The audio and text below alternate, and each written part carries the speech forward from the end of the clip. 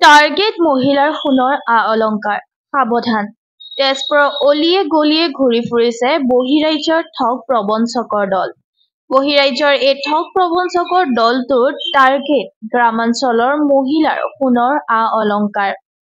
তেজপুৰ ডিপুতা দিহিঙীয়া চুবুৰীৰ ৰবীন বৰাৰ ঘৰৰ পৰা দুজনীয়া এনে এক প্ৰবঞ্চকৰ দলে ডিঙিৰ চেইন, কাণফুলি, আঙুঠি সহ ৩ তোলা সোণৰ অলংকাৰ কৌশলেৰে লুট কৰি নিয়ে। প্ৰথমতে পিতলৰ বাচন-বৰ্তন, ৰূপৰ অলংকাৰ আদি চাফা কৰা পাউডাৰ কম দামত বিক্ৰী তথা চাফা কৰি দেখুওৱাৰ পিছত সোণৰ অলংকাৰ চাফা কৰাৰ নামত কৌশলেৰে সোণৰ গহনা লৈ পলায়ন কৰে। তেজপুৰ আৰক্ষীৰ দুৰ্বলতাৰ সুযোগ গ্ৰহণ কৰি বহিৰাজ্যৰ এনে দলে প্ৰায়ে তেজপুৰৰ বিভিন্ন প্ৰান্তত পদপথত মহিলাৰ সোণৰ চেইন চুৰি, বাইক চুৰি আদি নানা ঘটনা সংঘটিত হৈ আহিছে যদিও আৰক্ষী ব্যৰ্থ।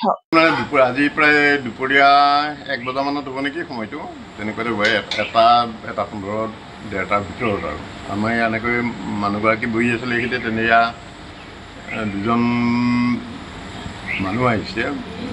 মোৰ মতে কিন্তু অসমৰ মানুহ নহয়, বাহিৰৰ হ'ব। তেওঁলোকে প্ৰথমে ক'লে কাঁহ পিতল এইবিলাকৰ বাচনৰ লেতেৰা আছে যদি আমি পাউডাৰ আছে কোম্পানীৰ পৰা আহিছোঁ, কাৰ্ডো দেখাইছে, কিবা এখন কোম্পানীৰ পৰা আহিছোঁ, এইখিনি চাফা চিকুণ কৰি ল'ব পাৰিব। আৰু এনেকুৱা দামো বেছি কোৱা নাই। এটা পেকেটত 55 টকা, দুটা ল'লে 110 টকা দি 3টা ল'ব পাৰিব। এনেকুৱা কিছুমান কৰিলে আৰু বাচন দেখাই দিম বুলি ক'লে সেয়াও ধুই দেখালে। তাৰপিছত ৰূপৰ বস্তুও ধুব পাৰি বুলি ক'লে ৰূপৰ বস্তুও ধুই দেখালে ধুনীয়াকৈ। তাৰপিছত সোণৰ বস্তুও ধুব পাৰি বুলি ক'লে সোণৰ বস্তুখিনিও ধুই দেখালে।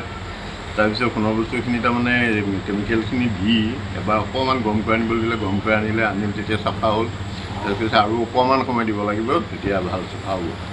সেই তেনেকৈ মানে যিটো টিফিনত গৰম কৰাইছিলে সেই টিফিনটোত ভৰোৱাও দেখুওৱা হৈছে। তাৰপিছত পানীও ঢালিছে, গোটেইখিনি কৰিছে। যেতিয়া খপটো মাৰিছে, খপটো মাৰোঁতে কি কাইদাত মানে চকুটি সোণৰ বস্তুখিনি মানে হাত কৰি ল'লে, কোনো গমেই নাপালে। তাৰপিছত গৰম কৰিবলৈ গৈ গৰম কৰি থাকোঁ মানে গৈছে আৰু হেৰিয়াত নুঠাওঁতে তেওঁলোকে চাই ল'ব বিচাৰিলে কিয়নো আকৌ এবাৰ গৰম কৰিব লগা পৰিল, তেতিয়া বস্তু নাই। তেওঁ ভিতৰৰ পৰা চিঞৰ মাৰোঁতে মানুহজন গেটৰ ভিতৰত ৰখি আছিল, কিবা ফুল চুলছে একেবাৰে লৰ মাৰিল আৰু বাইকখন ইজন লগৰজনে বাইকখনে ষ্টাৰ্ট দি থৈছিল। তাত উঠি দুজন আছিলে।